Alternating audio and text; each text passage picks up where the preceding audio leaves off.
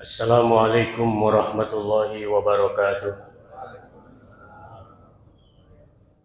Ya Rabbi bil Mustafa balligh maqasidana waghfir lana ma madha ya wasi'al karami ya Rabbi Mustafa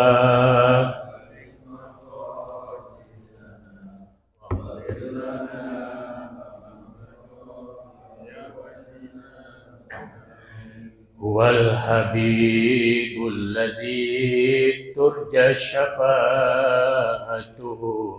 bikulli haulin minal akhwali muqtahimi ya Rabb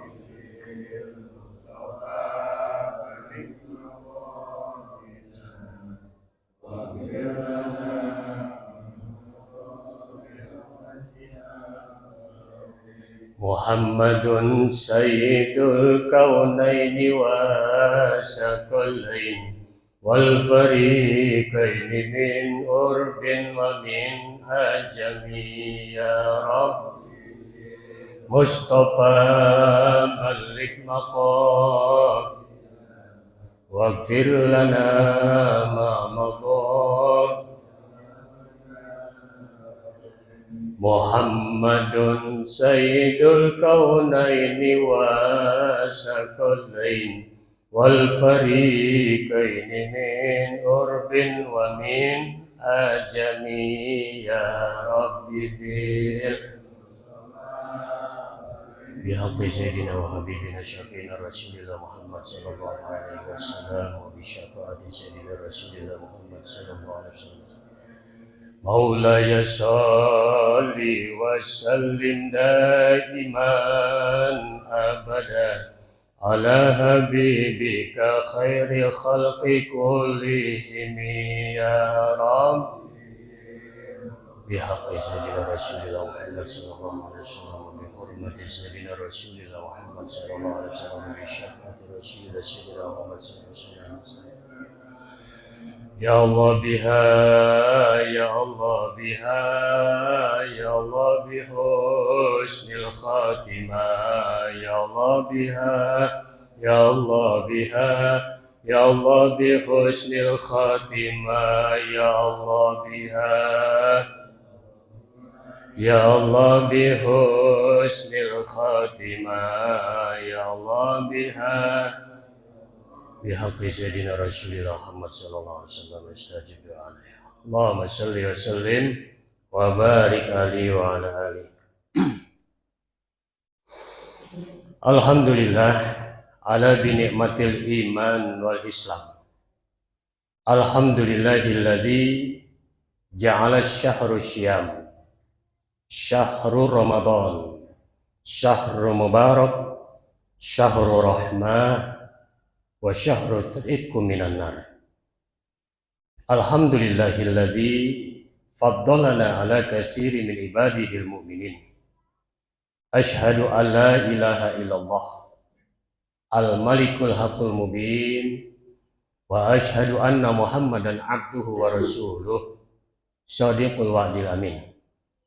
Allahumma shalli ala sayyidina Muhammad al-fatih lima ughliqa al-khatimi lima sabaqa Nasyiril haqqi bil haqqi wal hadi ila syiratikal mustaqim wa ala alihi haqqa qadrihi wa miqdarihil azim.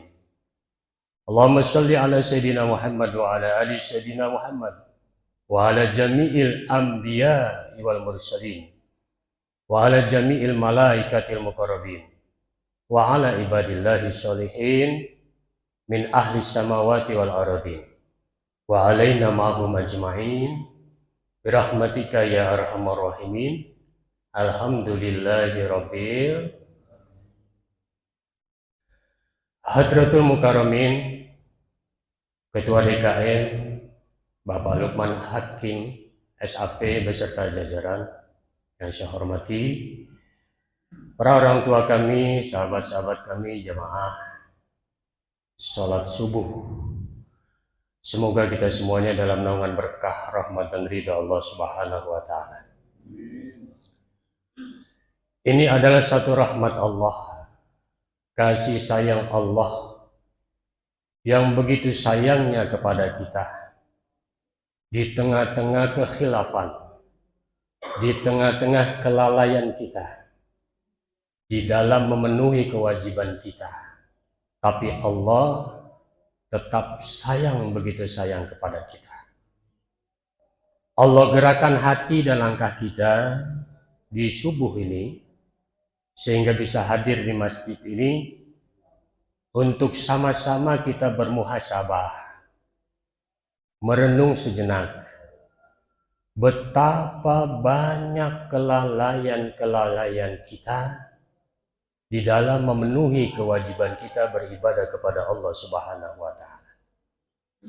Muhasabah diri kita di subuh ini, introspeksi diri kita masing-masing, idab bin nafsi, bahwasanya begitu banyak dosa-dosa kita yang telah kita perbuat kepada Allah Subhanahu wa Ta'ala.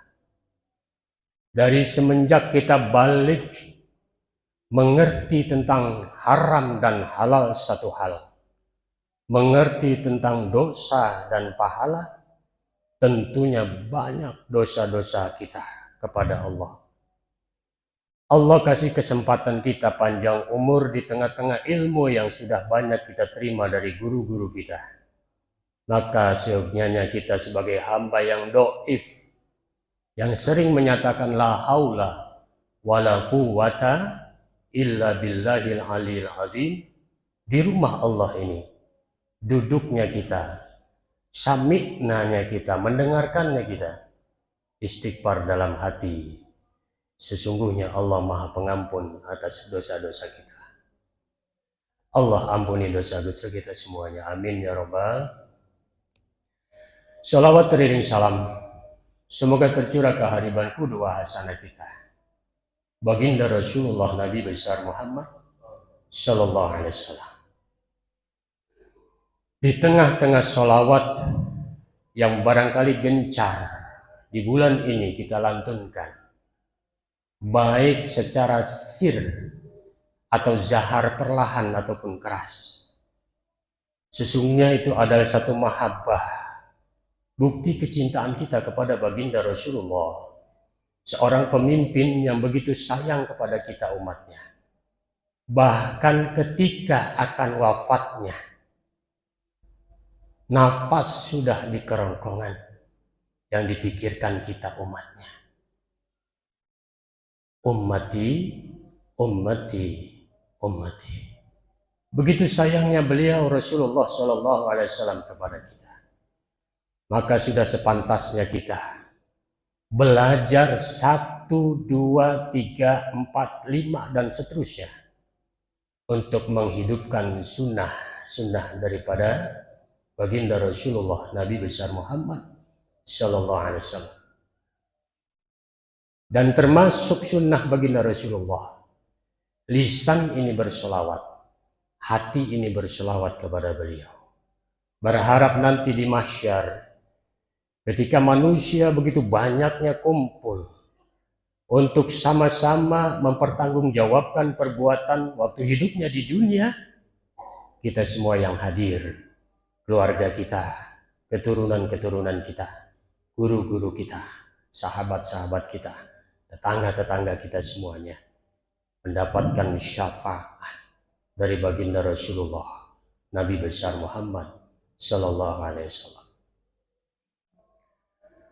Hadirin para orang tuaku, sahabat-sahabatku semuanya dirahmati Allah Subhanahu wa Ta'ala. Ada sahabat kita, ada saudara kita yang telah mendahului kita. Beliau bernama Bapak Darjo. Beliau tinggal di Purwokerto.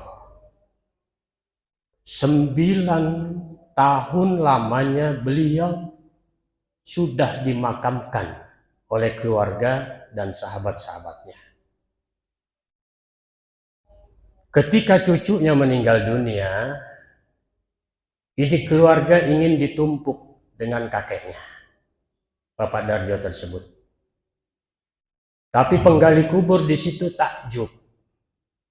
Karena melihat 9 tahun dinding bambu yang dipasang untuk pagar, apa itu namanya, menutupi jenazah. Dulu kan bambu, Pak.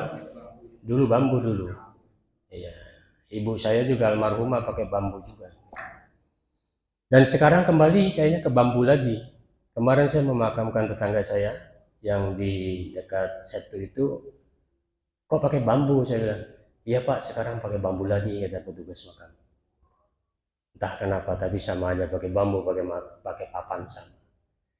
Itu ketika digali, itu mentok bambu, dilihat terus. Bambu itu masih utuh 9 tahun. Logika 9 tahun ada di dalam tanah, banyak rayap, hancur, betul Pak? Itu bambu nggak ada yang hancur. Nggak ada yang hancur. Penasaran itu ganggu disingkap, dilihat masih ada kain putih utuh dengan jenazah. Masya, 9 tahun. Lalu dikubur itu bayi cucunya. Setelah kejadian itu, ini bertanya kepada salah satu kiai di sana, namanya Kiai Haji Abdul Malik. Ternyata Bapak Darjo ini murid Kiai Haji Abdul Malik. Apa rahasia jenazahnya tidak hancur seperti itu? Bahkan sampai bambunya pun gak hancur dimakan rayap. Ternyata Bapak Darjo ini bercerita kepada Kiai Abdul Malik, selama hidupnya beliau adalah tukang panggul di pasar. Tukang panggul, Pak. Jasanya tukang panggul. Dia mengamalkan apa yang disampaikan gurunya. Dia bersolawat kepada baginda Rasulullah Sallallahu Alaihi Wasallam. Dalam sehari dia cerita kepada gurunya, dia bersolawat Allahumma sholli ala Muhammad wa ala ali Muhammad 16.000 kali. Berapa Pak? 16.000 istiqomah. Ini yang membuat Allah Subhanahu wa Ta'ala begitu sayangnya kepada Bapak Darjo ini, sampai-sampai jangankan jenazahnya, bambunya penutup jenazah nggak hancur. Maka kita sebagai umatnya yang mengharap syafaat dari baginda Rasulullah Nabi besar Muhammad SAW, jangan bosan untuk bersolawat. Khotib Jumat tidak baca solawat, solawat masuk rukun, batal khutbah Jumatnya. Batal khutbah Jumatnya, batal sholatnya, tanggung imam. Solawat tanpa baca solawat, batal solawatnya. Pada saat tahiyat awal, tahiyat akhir, di situ ada asyhadu an la ilaha illallah wa asyhadu anna Muhammadar, baca solawat. Allahumma sholli ala Muhammad wa ala ali Muhammad kama sholaita ala Ibrahim wa ala ali Ibrahim wa barik ala Muhammad wa ala ali Muhammad kama barakta ala Ibrahim wa ala ali Ibrahim fil alamin innaka Hamidum Majid. Enggak baca solawat, batal sholatnya. Bahkan kata Nabi, doa tanpa diawali dengan baca solawat dan diakhiri dengan solawat, mengambang doa itu enggak sampai kepada Allah. Ad-du'aun mahjubun kama shalla ala Muhammad sallallahu alaihi wasallam. Doa itu ngambang antara langit dan bumi, enggak sampai kepada Allah sebelum diawali dan diakhiri dengan baca salawat kepada baginda Rasulullah Nabi besar Muhammad sallallahu alaihi wasallam. Rawahu Bukhari. Makanya kalau doa gitu kan, Allahumma sholli ala sayyidina Muhammadin fil awalin wal akhirin, gitu kan. Ya Allah, berikanlah rahmat, kasih sayang kepada baginda Rasul, Nabi yang awal dan akhir.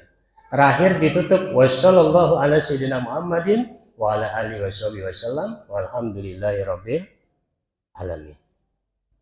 Awas jangan sampai lupa, ada hadisnya, tertolak Pak, ngambang Pak doa kita. Ad-du'aun mahjubun kama shalla ala sayyidina Muhammad sallallahu alaihi wasallam. Maka diawali dengan sholawat, diakhiri dengan sholawat. Hadirin jamaah sholat subuh rahimakumullah. Masuk kepada pembahasan kita pada subuh kali ini, Ada satu hadis dari baginda Rasulullah SAW yang begitu panjang, akan sama-sama kita dengarkan. Semoga kita bisa mengamalkannya dalam kehidupan kita sehari-hari untuk bekal kita menghadap Allah Subhanahu wa taala, mendapatkan rahmat ridho dari Allah Subhanahu wa taala. An Abi Hurairah radhiyallahu anhu qala, dari Abu Hurairah radhiyallahu an berkata baginda Rasulullah sallallahu alaihi wasallam, bersabda Rasulullah sallallahu alaihi wasallam, qala Rasulullah sallallahu alaihi wasallam, man ya'khudhu anni haula'il kalimati fayamalu bihinna au yu'allimu man ya'malu bihin. Kata baginda Rasul, siapakah yang mau mengambil dariku beberapa kalimat? Haula'il kalimat, mengambil beberapa kalimat, kata baginda Rasulullah. Fayamalu bihinna au yu'allimu man ya'malu bihin, lalu dia mengamalkannya atau mengajarkannya kepada orang yang mau mengamalkannya. Faqala Abu Hurairah radhiyallahu anhu, lalu Abu Hurairah berkata, saya mau ya Rasulullah. Qultu ana ya Rasulullah, saya mau ya Rasulullah, kata Abu Hurairah. Fa'akhadha biyadi fa'adda khamsan wa qala, maka Rasulullah sallallahu alaihi wasallam memegang tanganku dan menghitung 5 perkara dan bersabda, biyadi tangan, fa'adda khamsan wa qala. Ini Pak, masuk ke sini. Ittaqil maharima takun a'badan nas. Takutlah, kata baginda Rasul, akan perkara-perkara yang haram. Niscaya Allah akan menjadikan kita ini orang yang ahli ibadah. Ibadahnya gampang, nggak berat. Datang ke masjidnya gampang, nyampe aja tuh ke masjid, nggak berat. Apa resepnya? Yang pertama, kata baginda Rasul, adalah takut akan perkara-perkara yang haram.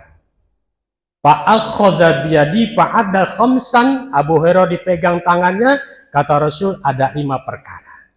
Yang pertama, ittaqil maharima takun a'badan nas, takutlah akan perkara-perkara yang haram, niscaya kamu akan menjadi orang yang ahli dalam ibadah. Yang haram, mau makanan, mau minuman. Dalam surat Al-Baqarah ayat 168. Bismillahirrahmanirrahim. Ya ayuhan nas, kulu mimma fil ardi halalan thayyibah, wala tattabi'u khutuwatis syaitan, innahu lakum aduwwum mubin. Firman Allah, wahai manusia, makanlah makanan, minumlah minuman yang halal dan baik yang ada di bumi. Jangan kamu turuti bisikan setan. Jangan kamu turuti ajakan setan untuk memakan makanan yang haram, untuk meminum minuman yang haram, untuk mengambil yang bukan hakmu, itu haram. Itu Allah perintahnya. Innahu lakum aduwwum mubin. Sesungguhnya setan adalah musuh yang nyata bagimu. Dan menjaga perut kita, perut istri kita, perut anak-anak kita dari makanan dan minuman yang haram, salah satu kiat untuk menjadikan anak-anak kita menjadi anak-anak yang soleh dan soleha. giat untuk menjadikan istri kita menjadi istri yang solehah. Karena anak yang soleh, yang solehah, dia akan mudah untuk melaksanakan perintah Allah. Karena anak yang soleh dan solehah, dia akan patuh kepada perintah orang tua. Syaratnya, pertama jaga dari makanan, minuman yang haram, jangan sampai masuk ke dalam perut mereka. Apa hadirin rahimakumullah. Pada zaman baginda Rasulullah SAW masih hidup, ada sahabat beliau namanya Abu Dujana. Namanya Abu Dujana. Siapa namanya Pak Wagino? Iya, Abu Dujana. Abu Dujana ini ahli ibadah.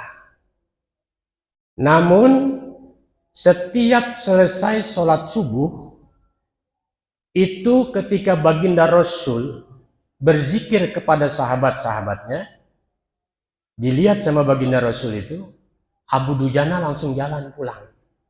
Kalau kita Allahumma antas salam, Abu Dujana Allahumma lantas jalan pulang. Ini diperhatikan 1 hari, 2 hari sama baginda Rasul. Jadi ada 2 manusia ini, sahabat Rasul, yang kalau habis subuh itu pulang.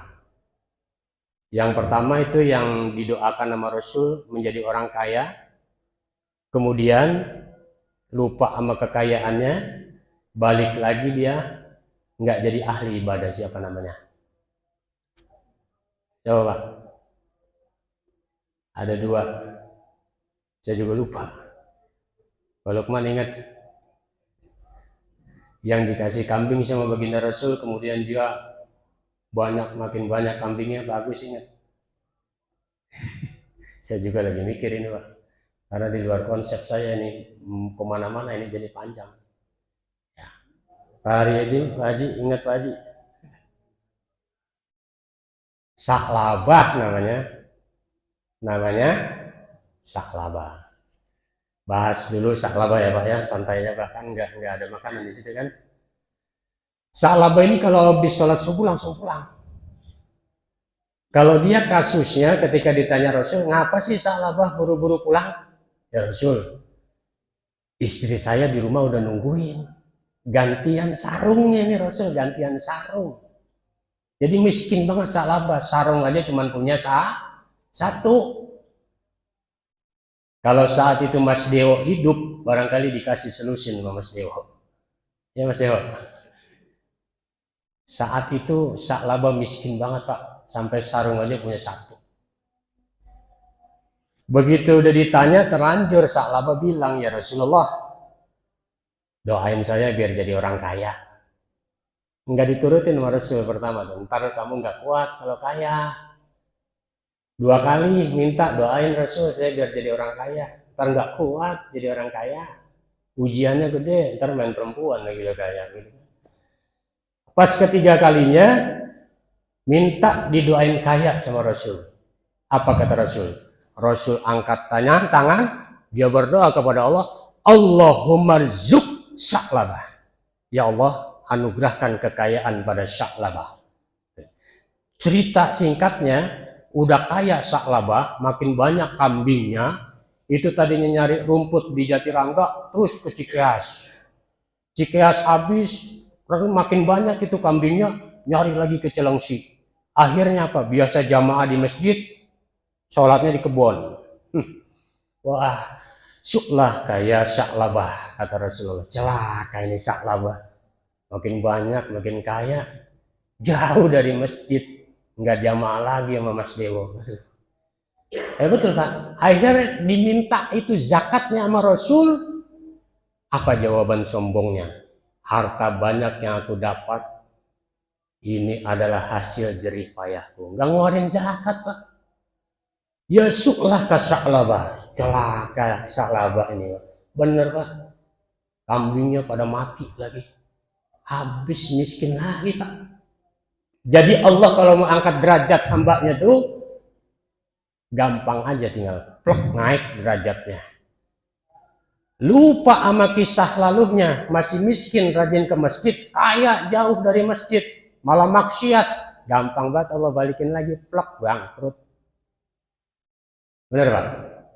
Allah gampang angkat derajat hambanya yang bertakwa, Allah gampang turunkan hambanya yang udah nggak mau bertakwa lagi. Dijatuhin sama Allah.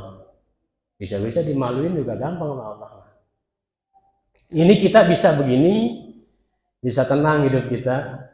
Salah satunya aib-aib kita masih dijaga sama Allah, ditutup. Kalau dibuka sama Allah, Masya Allah, ngeri Pak. Ya, Alhamdulillah. Kembali kepada Abu Dujana. Kenapa sih kamu buru-buru pulang, kamu zikir, kata baginda Rasul. Zikir enak, astagfirullah, astagfirullah, la ilaha illallah, la syarikalah, Allahumma ajirna minan nar, wa ajirna minan nar, Allahumma antas salam, wa minkas salam, ilaika wa bisalam, subhanallah, subhanallah, subhanallah. Doa bareng kan enak. Ya Rasulullah, kenapa saya pulang, kata Abu Dujana, nggak ikut zikir? Karena ya Rasulullah, itu di belakang rumah saya ada pohon korma milik orang. Itu lagi banyak buahnya. Saya takut nanti buahnya yang matang itu jatuh masuk ke pekarangan rumah saya. Saya takut nanti buahnya jatuh, anak saya bangun, saya belum pulang dari masjid, buah korma yang matang itu dimakan sama anak saya. Itu bukan punya saya ya Rasul, bukan hak saya. Saya nggak mau anak saya makan yang bukan milik saya.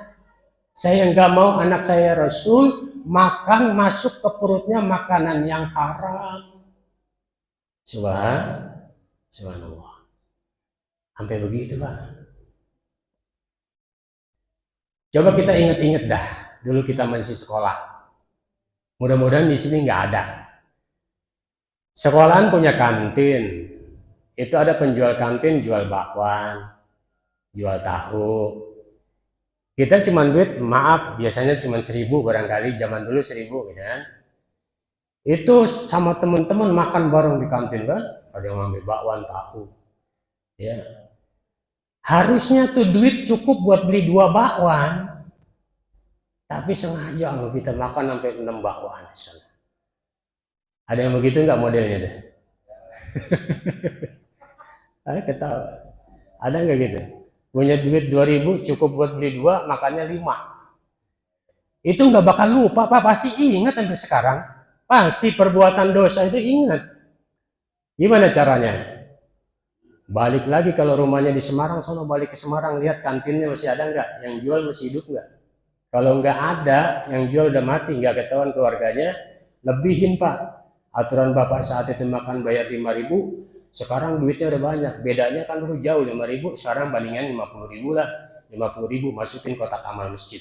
Ya Allah, saya niat dulu saya masih sekolah SMP makan bakwan sampai 5, padahal harusnya saya makannya 2. Saya niatkan pahalanya buat yang penjual kantin ya Allah. Begitu. Ada yang begitu enggak? Muhasabah, kan kita lagi muhasabah. Bukan hak kita itu bakwan sampai 5. Aturan mah 2 masuk ke perut. Ya Pak Win ya. Ini hal sepele ini. Barangkali dengan sebab itu lama doa kita diijabah sama Allah. Ya muhasabah diri kita sendiri. Saya nggak mau ya Rasulullah, ini korma yang bukan hak saya masuk ke dalam perut anak saya. Nggak mau saya. Korma ini haram buat anak saya. Insya Allah. Apa yang dilakukan Rasul Pak? Rasul balik ke masjid, dikumpulin sahabat-sahabatnya, diajak patungan buat beli pohon korma. Agar pohon korma ini menjadi milik Abu Dujana. Cakep nggak pemimpin begitu? Cakep nggak Pak? Rasul kumpulin sahabat-sahabatnya, yuk kita beli tuh pohon korma. Agar pohon korma itu menjadi milik Abu Dujana. Biar dia sholatnya tenang. Yuk kita bantuin tuh imamnya. Kayaknya sholat salah mulu rokaatnya. Bacaannya salah mulu. Barangkali mikirin beras di rumahnya habis. Harus sampai ke situ. Jangan nyalain Ustadz salah mulu bacaannya. Ya, kita nggak tahu. Barangkali di rumahnya beras habis Pak Sabto. Bukan curhat ini, bukan. Contoh. Barangkali anak-anaknya belum beli baju lebaran. Kan anak kalau dibeliin baju lebaran kan seneng. Ini diminta mulu, Pak, ayah belum punya baju. Teman-teman ceritanya udah dibeliin baju. Kebawa dalam sholat tuh, belum beli baju. Aturan rakaat 4 udah salam, dia masih diri lagi. Jangan dikatain imamnya. Kita yang kudu dalam pemikirannya. Barangkali dia banyak masalah di rumahnya. Barangkali dia belum beli baju lebaran buat anak-anaknya. Barangkali istrinya minta beliin ini, belum dibeliin, kebawa dalam sholatnya. Sampai pikirannya. Dikumpulin itu sahabat-sahabat, kita beli pohon korma. Kumpul tuh duit. Dibeli tuh pohon korma. Ternyata ini, pemilik pohon korma ini orang munafik. Ketika sudah dibayar, dia berharap masih bisa makan buahnya. Tapi mukjizat baginda Rasulullah Shallallahu Alaihi Wasallam ditampakkan langsung dilihat oleh sahabat-sahabatnya. Malam hari Rasulullah berdoa di masjid agar pohon korma itu bergeser ke halamannya Abu Dujana. Itu pohon korma dilihat sahabat Rasulullah itu bergerak pindah dari orang munafik ke tanahnya Abu Dujana. Mukjizat. Mukjizat. Mukjizat, Pak. Pak Wagino bisa mindahin begitu. Mukjizat ya, bukan karomah. Kalau karomah itu dimiliki oleh ulama-ulama. Kalau kita kelasnya masih maunah. Maunah. Pak Haji Radmin jalan bertiga. Pak Haji Radmin di depan, saya di tengah, berbaris. Pak Haji Gianto barisan ketiga, Pak Wagino barisan keempat. Ditabrak mobil. Harusnya yang mati kan Haji Suratmin kan? Ini yang mati Pak Wagino misalnya, nomor 4. Kenapa? Haji Radmin sehat-sehat aja itu. Selain pertolongan Allah, ada amalan hebat pada Haji Suratmin. Namanya maunah. Bukan karomah, bukan. Namanya maunah. Akhirnya itu pohon korma jadi milik Abu Dujana. Baru anak-anaknya dengan tenang makan buah korma yang matang. Karena asalnya haram, sudah dibeli menjadi hak milik, menjadi halal. Nah, siapa yang masih sekolah dulu ngerambetin rambutan punya orang di jalanan siapa? Istighfar sekarang. Ya. Kalau di masjid insya Allah udah dihalalin sama Pak Irwansyah. Nanam pohon mangga udah saya halalin, siapa aja boleh metik. Gitu Pak Irwan saya tanam tuh pohon belimbing depan TPA, siapa aja boleh metik, halal. Pak Haji Radmin tanam pohon rambutan apa tuh? Ciplat. Binjai. Di hatinya udah pasrah sama Allah, siapa aja yang mau metik silahkan. Makanya saya berani metik, nggak bilang sama beliau juga. Iya Pak Haji Radmin. Udah ikhlas. Kalau di masjid silahkan, mau metik siapa udah diikhlasin insya Allah. Ya cuman bilang-bilang dulu sama Pak Ibrahim, jangan main petik aja, nangkap main petik aja. Udah ditungguin lama-lama buat malam Jumatan, Yasinan, habis dipetik. Siapa yang metik? Tahu, tak saya juga nggak tahu. Nah ini salah ini. Izin dulu, ada yang nungguin. Ya, sama mau minjem apapun di barang di masjid, bilang dulu sama Pak Ibrahim yang nungguin. Pak Ibrahim ini bahasa Arabnya khodamul masjid. Makanya istilah marbot nggak ada. Yang ada khodamul masjid. Sampai ke Indonesia, namanya keren. Takmir.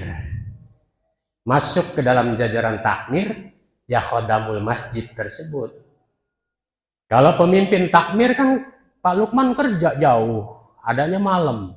Masa mau izin sama Pak Lukman, kadang nggak punya nomornya juga. Yang gampang aja. Pak Ibrahim, saya mau minjem apa nih? Bilang sama Pak Ibrahim. Nanti ketika Pak Lukman tanya sama Pak Ibrahim punya alasan yang pinjam si ini, belum dibalikan gitu. Cakep nggak gitu? Jangan main petik aja itu. Tahu-tahu habis. Jelek, nggak boleh begitu Pak ya. Yang kedua, warda bima qasamallahu laka takun agnan nas. Ridholah, kata baginda Rasul, dengan apa yang Allah berikan kepadamu. Maka kamu akan menjadi orang yang kaya. Kaya hati maksudnya. Jadi begini Pak. Allah anugerahkan fisik kepada kita seperti ini. Pak Haji Radmin gagah. Dulu 30 tahun, sekarang mah udah kurang gagahnya. Rambutnya udah putih semua, jenggotnya tadinya hitam udah putih semua. Ya. Gagah dianugerahkan sama Allah, ganteng. Nah, Mas Dewo ganteng. Sekarang baru 30 tahun. Sekarang 70 tahun pasti berubah. Ridho dengan fisik yang Allah anugerahkan kepada kita. Maaf, ya, ada yang sempurna dalam fisik, ada yang tidak sempurna. Seperti saya nih nggak sempurna kan? Mata saya kan beda sama bapak-bapak. Saya ada kekurangan. Tapi ini bima qasamullahu takun abadan nas. Kita harus ridho dengan keputusan yang Allah takdirkan kepada kita. Jangan lantas minder. Nggak boleh sama Rasulullah. Berarti enggak mensyukuri, enggak berterima kasih kepada Allah Subhanahu wa Ta'ala yang menganugerahkannya. Harus bersyukur. Ya. Apapun fisik kita, keadaan kita seperti ini adalah udah sempurna yang Allah berikan kepada kita. Yang harus ada pada diri kita adalah tasyakkur billah, bersyukur kepada Allah Subhanahu wa Ta'ala. Allah anugerahkan istri kepada kita. Syukuri fisik istri seperti itu. Itu yang terbaik dari Allah untuk kita. Jangan kemudian ketika kita punya uang, berdalih ini dan itu, akhirnya mengkhianati istrinya. Ya, gak boleh. Syukurin aja, hidungnya pesek ya alhamdulillah. Ini yang terbaik dari Allah buat kita. Ya. Kulitnya nggak putih, alhamdulillah ini yang terbaik dari Allah untuk kita. Bahkan kalau kita bisa memuliakan istri kita dengan kondisi fisik yang ada saat ini, Allah senang banget sama kita. Doa-doa kita insya Allah cepat dijabah oleh Allah Subhanahu wa Ta'ala. Tapi kalau kita sekarang udah banyak duit, beda sama dulu. Tiba-tiba lihat perempuan lain di luar lebih cantik dari istri kita. Istri kita lantas dihina, dikata-katain. Apa kata Nabi? Wa ma ahannahunna illa naim. Tuh, baik. Dulu kita puja-puja istri kita. Karena kita belum punya duit. Takut ntar kita malah yang ditendang sama istri kita. Tapi ketika berbalik kita sekarang banyak duit, mobil 3, 4, motor 5, kaya. Lalu istri dihina, disakitin. Tahu-tahu istrinya dapat kabar suaminya nikah lagi. Kan sakit, nggak bilang-bilang. Kalau bilang nggak dikasih Mas Dewa ya. Orang seperti itu tuh nyakitin istrinya, sesungguhnya udah nyakitin Allah. Karena istri adalah amanah yang harus dijaga, yang harus dibimbing. Jadikan istri itu sama-sama untuk saling melengkapi dan akhirnya sama-sama menuju surga. Bukan buat dihina begitu udah kaya. Dicaci maki. Kalau udah nyaci maki nggak cukup bahasa darat, bahasa hutan dikeluarin semua. Paham Pak? Maka kata Nabi orang begitu, wa ma'ahannahunna illa la'im. Orang begitu, suami begitu dihinakan nama Allah. Baik-baik. nanti jatuh lagi. Kalau udah jatuh lagi, kejadian istri nggak mau terima, kabur udah dia. Tuh, yang rugi siapa? Karena Allah gampang Pak buat balik-balikin. Ya. Makanya kita istiqomah saja dalam ketaatan kepada Allah Subhanahu wa taala. Ya. Wardo bima qasamallahu takun abadan nas. Kata Nabi, jadilah engkau orang yang ridho dengan keputusan takdir Allah yang Allah berikan kepadamu. Jangan kita mengeluh. Kalau mengeluh, seolah-olah kita mengatakan Allah nggak adil. Allah lebih tahu dari kita kenapa Allah berikan fisik kita seperti ini. Maaf Pak, barangkali kalau saya sempurna, saya jadi playboy kali Pak. Kan begitu. Ya Pak Jirat nih. Bisa jadi saya jadi playboy mainin perempuan. Karena merasa ganteng gitu. Allah kasih seperti ini. Jangan ketawa kalau gini. Ya. Bisa jadi saya jadi playboy Pak Sabto. Karena sempurna, merasa ganteng gitu kan. Sekarang aja banyak Pak yang inbox saya. Iya. Udah bukan bohong ini Pak. Ada berapa tuh? 1, 2, 3. Itu nggak usah dibahas dulu lah. Doain aja biar saya istiqomah. Amin ya rabbal alamin. Selanjutnya, wa ahsin ila jarika takun mu'minan wa ahibban nas.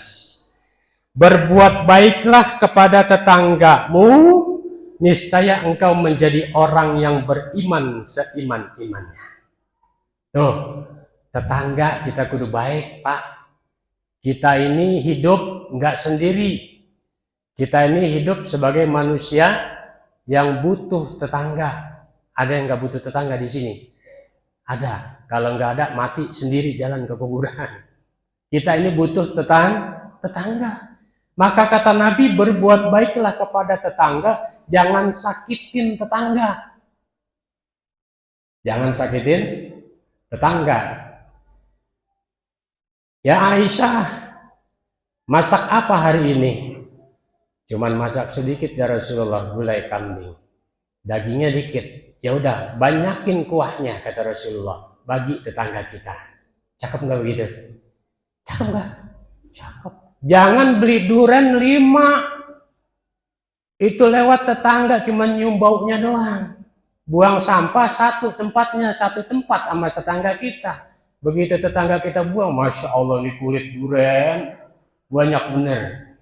Sebutir pun nggak nyobain. Yang nggak dosa sih emang nggak dosa. Tapi yang bagus itu bagi. Haji Ratmin kalau mateng rambutan binjainya, saya dikasih seplastik. Alhamdulillah.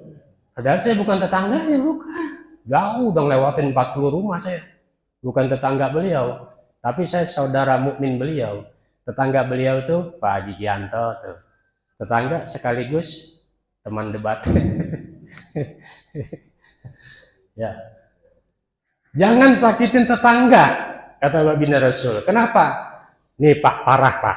Sehebat apapun tahajud kita, sehebat apapun bacaan Al-Quran kita, sehebat apapun sodakoh kita, kalau kita udah nyakitin hati tetangga, la yadkhulul jannah hatta man la ya'manu jarruhu bawa'iqah. Kata Nabi, kalau orang nyakitin tetangga, nih, tetangga nggak bisa balas karena kondisinya lemah. Kata Nabi, la yadkhul jannah hatta man la ya'manu jarruhu bawa'iqah. Tidak akan masuk surga, kata Nabi, orang yang nyakitin hati tetangganya. Tuh, baik-baik.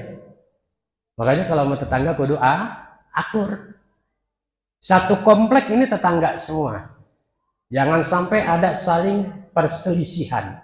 Jangan sampai ada saling benturan-benturan yang akhirnya patah hati, patah arang, nggak mau tegur. Kalau udah begitu ibadah yang dilaksanakan nol di sisi Allah. Hadisnya Bukhari Muslim tuh Pak. La yadkhulul jannah hatta man la ya'manu jarruhu bawa'ikum. Tidak akan masuk surga kata Nabi orang yang menyakiti tetangganya. Maka sebaik-baik hamba jadilah seperti Sa'ad bin Abi Waqqas. Siapa Pak? Sa'ad bin Abi Waqqas. Beliau itu dibilang ahli surga sama baginda Rasul. Kalau kita mah baru berharap mau masuk surga. Kalau beliau langsung udah dibilang sama Nabi, orang yang ahli surga. Apa amalan hebatnya? Ketika sahabat sama Nabi kumpul di masjid, kata Nabi begini, sebentar lagi akan masuk seorang anak muda ahli surga. Masuk Pak, masih basah mukanya dengan air wudhu. Hari pertama, dilihat sama sahabat, oh dia ahli surga. Hari kedua kumpul lagi, kata baginda Rasul, sebentar lagi akan masuk seorang anak muda ahli surga. Dia lagi yang masuk. Sampai hari ketiga, dia lagi yang masuk. 3 kali ucapan sama dari baginda Rasul. Sehingga saat itu Sayyidina Abbas memberanikan diri untuk menginap di rumah Sa'ad bin Abi Waqqas. Malam pertama nginep, dilihat dia mau sholat tahajud, Sayyidina Abbas dilihat dia tidur. Kok ahli surga nggak tahajud? Tuh, kebanyakan kita kan begitu Pak ya, menilai orang dari casing. Ustadz begitu. Kagak mau baca Al-Quran. Di sini nggak baca, di rumahnya bejus-jus udah berapa kali hatam kali. Jadi jangan kita lihat casingnya. Sholat cuman pakai kaos doang, nggak apa-apa, yang penting sopan, asal jangan ada gambar di sini coblos nomor 2, jangan begitu. Coblos nomor 2 sah pertama lagi, yang kedua bacanya. Sopan ya, kalau bisa jangan yang ada tulisannya. Jangan lihat casingnya Pak. Sehingga dilihat pada saat mau tahajud dia tidur. Subuh, habis subuh ini Sayyidina Abbas ini baca Quran, tadarus dia kagak. Ahli surga begini, lihat casing kan Pak? Lihat casing, hati dia nggak tahu. Hati itu urusan Allah. Ya muqallibal qulub sabit qalbi ala dinik. Itu bahasanya panjang. Hari kedua dilihat begitu lagi. Hari ketiga ketika akan pamit dari nginapnya, itu ngaji juga tuh habis subuh. Cuman ngaji subuhnya nggak selancar setartil dari Pak Lukman. Pak Lukman bacanya cepet, lidahnya udah kayak ini, tutut cepet. Saya kalah cepetnya sama beliau. Itu dia bacanya itu tertatih-tatih, terbata-bata. Kalau contoh begini, zalikal kitabula roibabi, gitu kira-kira. Terbata-bata. Ahli surga begitu baca Al-Qur'annya, casing lagi aja tuh dilihat. Ketika ditanya, Sa'ad bin Abi Waqqas, engkau dikatakan oleh Nabi seorang ahli surga sampai 3 kali, tapi aku nginap di rumahmu 3 malam, aku melihat engkau enggak ada amalan istimewa. Aku tahajud, engkau enggak. Aku baca Quran, engkau enggak. Baru tadi aku dengar bacaanmu terbata-bata. Amalan apa yang khusus buat kamu? Apa kata Sa'ad bin Abi Waqqas? Benar saya nggak tahajud, benar. Benar saya baca Qur'annya begitu, memang benar. Tapi saya ketika akan tidur malam, saya angkat tangan sama Allah. Yang nggak dilihat sama yang nginep tadi. Saya angkat tangan, saya ngomong sama Allah, apa ngomongnya? Ya Allah, siapapun yang udah menjolimi saya, siapapun yang udah nyakitin saya, siapapun yang udah menghina saya, siapapun yang sudah memfitnah saya, malam hari ini saya maafkan ya Allah. Itu amalannya Pak. Amalannya gampang maafin orang. Enggak dendam. Kalau dijolimin diserahin kepada Allah. Yang penting kita udah maafkan. Adapun nanti Allah mau balas kezolimannya, hak mutlak milik Allah.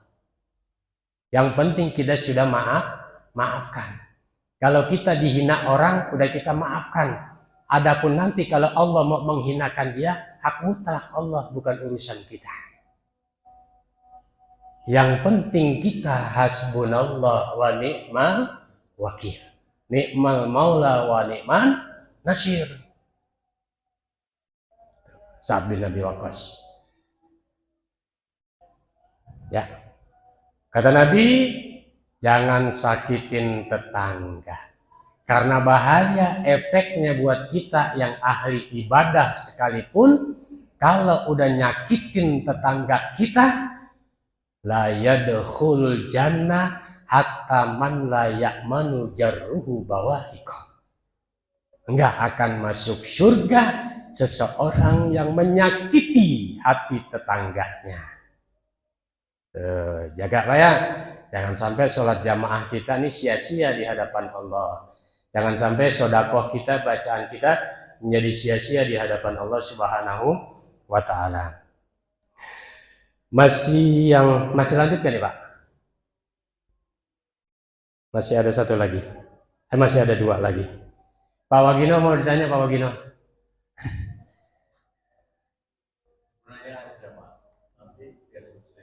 Oh, biar selesai dulu. Lama Pak, masih sejam lagi. Ya? Ya, yang keempat ya Pak.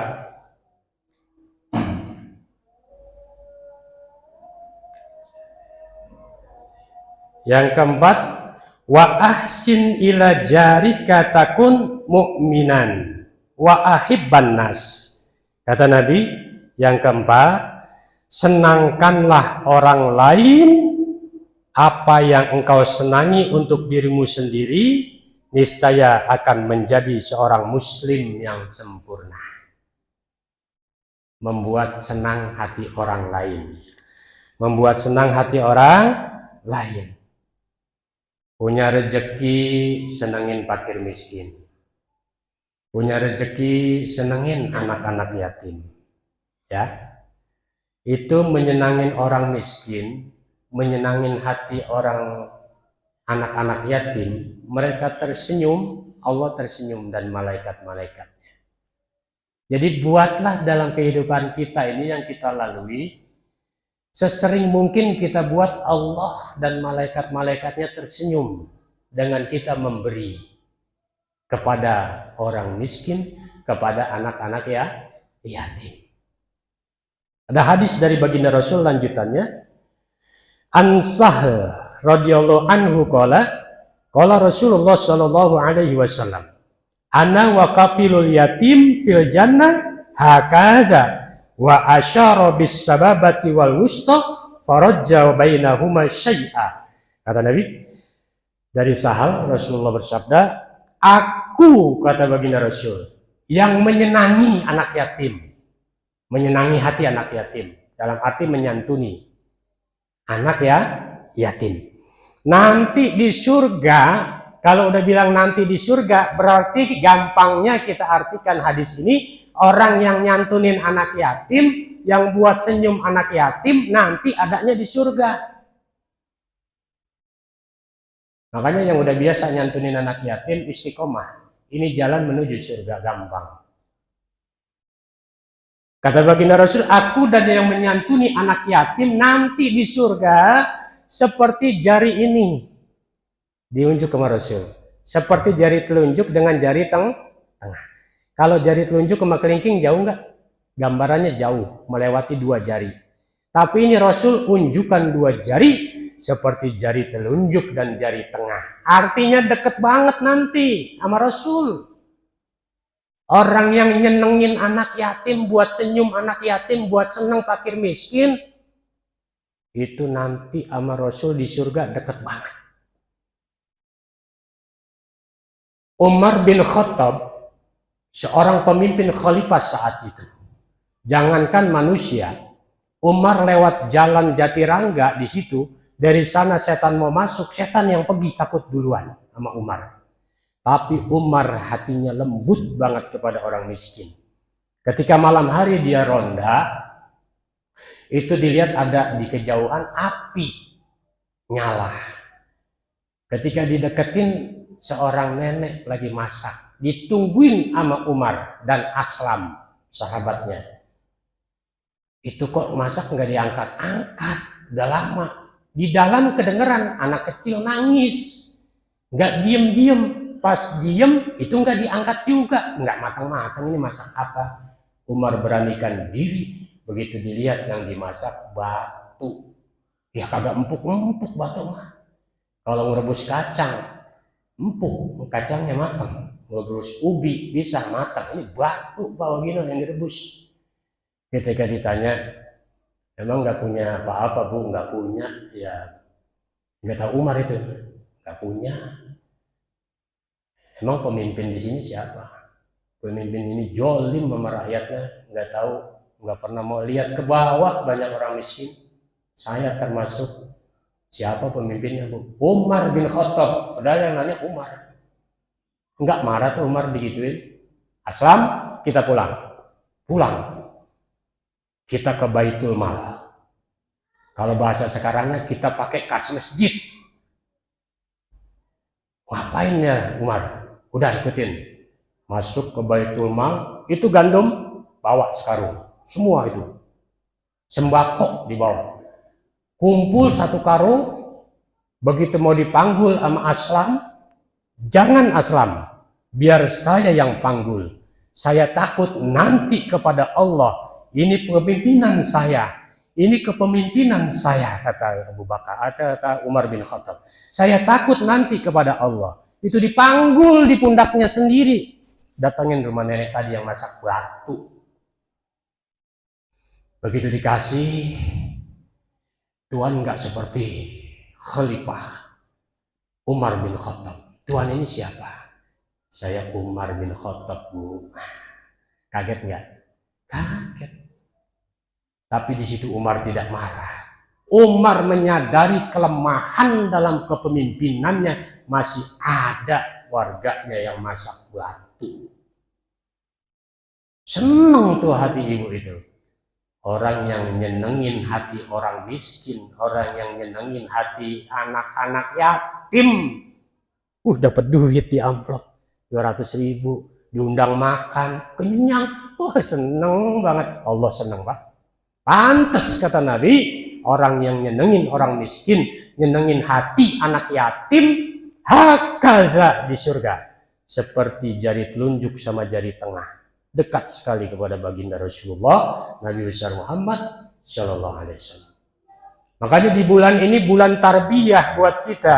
Bagi yang banyak rezekinya, banyak uangnya, jangan sayang-sayang, santunin fakir miskin, santunin anak yatim. Sekali-kali apa yang kita makan lezat rasanya, enak rasanya, kita beliin anak yatim sama yang kita makan. Kita beliin orang miskin sama apa yang kita makan. Allah tersenyum, malaikat tersenyum, masuk dalam hadis Nabi, nanti di surga hakaza, dekat sama baginda Rasul sallallahu alaihi wasallam.